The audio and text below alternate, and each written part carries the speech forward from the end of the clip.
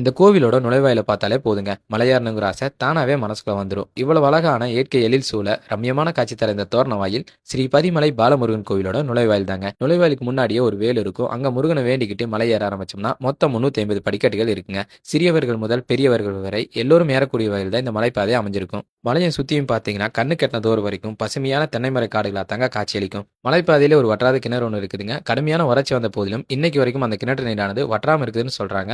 மலை உச்சியில கற்களாலான கோவிலுக்குள்ள முருகப்பெருமான் எளிமையான முறையில் தாங்க காட்சி தராரு. இந்த கோவிலுக்கு அருகாமையில மகனுக்கு துணையாக சக்தி தேவியும் தனிச்சென்னையிலிருந்து அருள் பாலிக்கிறாங்க.